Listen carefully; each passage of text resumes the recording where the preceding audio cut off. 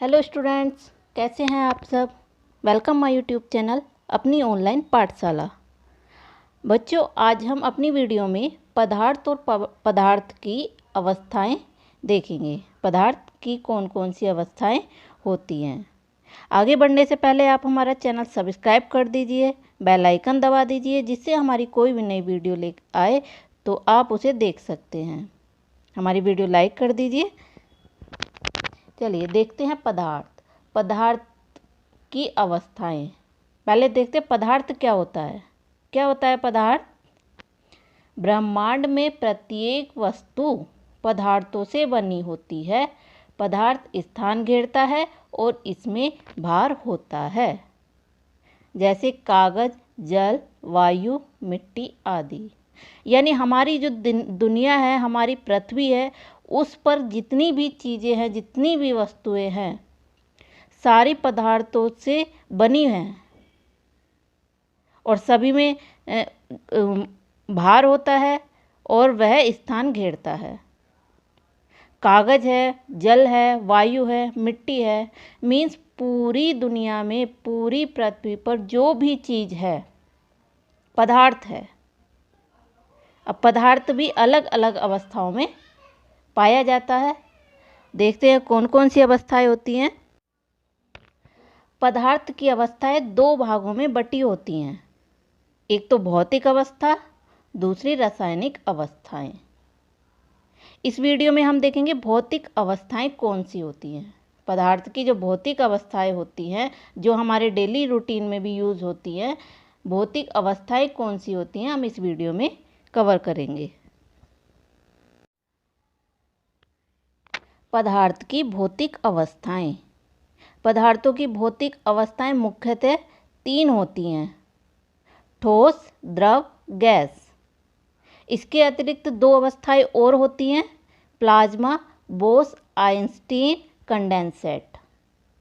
कुल मिलाकर पदार्थ की 5 अवस्थाएं होती हैं। मुख्यतः कितनी होती हैं? 3 होती हैं। कौन कौन सी? ठोस, द्रव, गैस। अब हमारी पृथ्वी पर जितने भी पदार्थ हैं, वो या तो ठोस हैं, या द्रव हैं, या गैस हैं। और चौथी होती है प्लाज्मा और बोस आइंस्टीन कंडेंसेट। 5 अवस्थाएं होती हैं, 3 मुख्यतः होती हैं: ठोस, द्रव, गैस। अब ठोस, द्रव, गैस और प्लाज्मा, बोस आइंस्टीन कंडेंसेट, इन्हें हम डिटेल में देखेंगे। चलिए सबसे पहले देखते हैं हम ठोस यानी सॉलिड। ठोस को इंग्लिश में बोलते हैं सॉलिड। ठोस की ये देखिए, ये आकृति होती है। इसके जो अणु होते हैं कितनी पास पास होते हैं, बहुत पास पास एक दूसरे से मिले होते हैं, इसलिए ये ठोस होती है। अणु पास पास मिले होते हैं, इसलिए ये ठोस होती है।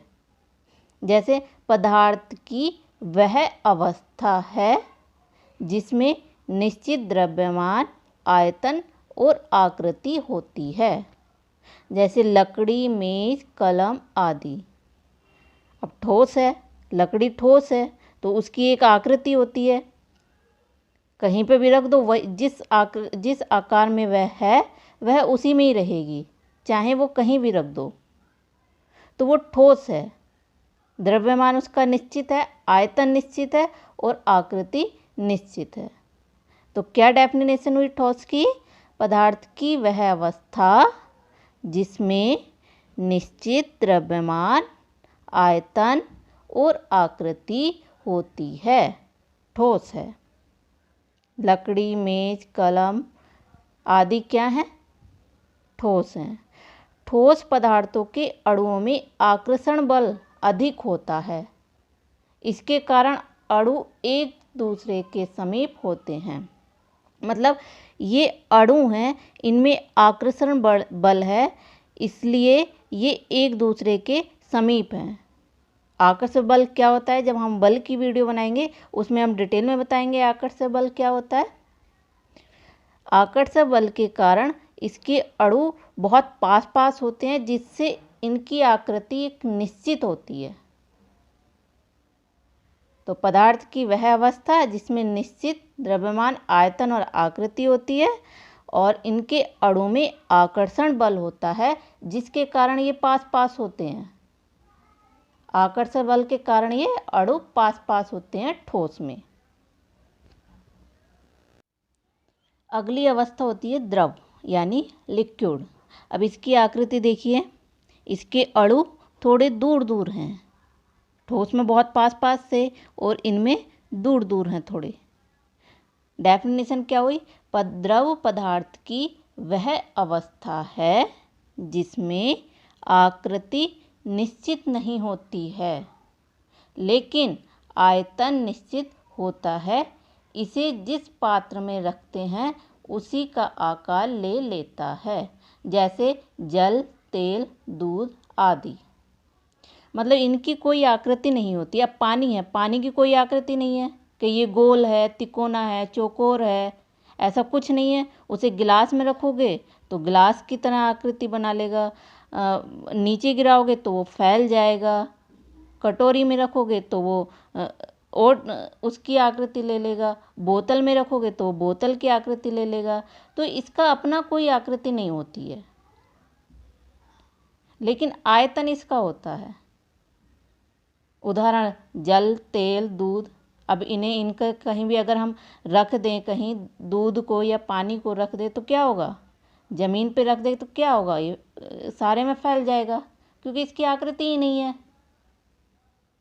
द्रव पदार्थों के अणु में जो आकर्षक बल होता है वो ठोस के मुकाबले बहुत कम होता है, इसलिए इनके अणु दूर दूर हो जाते हैं, एक दूसरे से दूर भागते हैं, क्योंकि इनमें एक दूसरे को खींचने की ताकत ही नहीं है। तो क्या होगा? दूर दूर होंगे। द्रव पदार्थ अणुओं के बीच आकर्षक बल ठोस की अपेक्षा कम होता है। तो ये था द्रव। अब आती है गैस। गैस के अणु देखिए बहुत ज़्यादा दूर हैं, ठोस के पास पास थे, द्रव के थोड़े और दूर हुए और गैस के तो और दूर हो गए। तो गैस क्या है? गैस पदार्थ की वह अवस्था है जिसमें पदार्थ की ना तो आकृति होती है और ना ही आकार निश्चित होता है, जैसे हाइड्रोजन, ऑक्सीजन आदि। अब एलपीजी सिलेंडर होता है, हम गैस खोलते हैं तो क्या होता है? उड़ जाती है गैस, रुकती ही नहीं है। तो उसकी तो कोई आकृति ही नहीं है और उसका कोई आकार भी नहीं है, उड़ जाती है गैस, क्योंकि उसके अणु बहुत पास पास में एक दूसरे से लड़ते हैं और दूर दूर हो जाते हैं। इनमें आकर्षक बल बहुत कमज़ोर होता है, मतलब ना के बराबर होता है, इसलिए ये टिकते नहीं हैं और उड़ जाते हैं, जिसके कारण इनके अणु दूर दूर होते हैं। किसके कारण? आकर्षण बल इनके बीच में ना के बराबर होता है, इसलिए इनके अणु दूर दूर होते हैं। ठोस में पास पास थे तो आकृति थी, द्रव में थोड़े दूर हुए, पानी की जैसे पानी है, लिक्विड है, गैस में और दूर हो गए तो इनकी ना तो आकृति है और ना कोई आकार है। ये होती है गैस अवस्था। अब हमने मुख्यतः जो अवस्थाएं थी ठोस, द्रव, गैस को देखा। अब हम देखते हैं चौथी अवस्था होती है प्लाज्मा। प्लाज्मा क्या होता है? प्लाज्मा एक गर्म आयनित गैस होती है। प्लाज्मा एक गैस होती है, गर्म आयनिक गैस होती है। प्लाज्मा की विशेषताएं गैस से अलग होती हैं, मतलब कुछ गैस की तरह होती हैं, कुछ अलग होती हैं। प्लाज्मा में धनात्मक आयन और ऋणात्मक आयन की संख्या बराबर होती है। प्लाज्मा विद्युत रूप से आवेशित कणों से बना होता है। गैस की तरह प्लाज्मा का आकार और आयतन अनिश्चित होता है, मतलब कि प्लाज्मा गैस की ही तरह होता है, लेकिन आवेशित कण क्या होते हैं? धनावेश और ऋणावेश। तो प्लाज्मा आवेशित कणों से बना होता है और गैस की जैसे गैस में ना तो आकृति होती है, ना आकार होता है, ना आयतन होता है, ऐसे ही प्लाज्मा में ना आकृति होती है, ना आयतन होता है, निश्चित नहीं होते हैं। तो प्लाज्मा क्या है? प्लाज्मा एक गर्म आयनिक गैस है। किससे बनी है? विद्युत रूप से आवेशित कणों से बनी है। धनात्मक आयन और ऋणात्मक आयन की संख्या बराबर होती है प्लाज्मा में। अब एक होता है बोस-आइंस्टीन कंडेंसेट अवस्था होती है। ये क्या होती है कि पदार्थ की एक अवस्था जिसमें बोसोन की तनु गैस को, बोसोन एक पदार्थ है, बोसोन को की तनु गैस को परम शून्य ताप क्या होता है? 0 डिग्री केल्विन या 273.15 डिग्री सेल्सियस, 273.15 डिग्री सेल्सियस, ये होता है परम ताप। तो इसके बहुत निकट ताप तक ठंडा कर दिया जाता है। बोस-आइंस्टीन कंडेंसेट क्या है?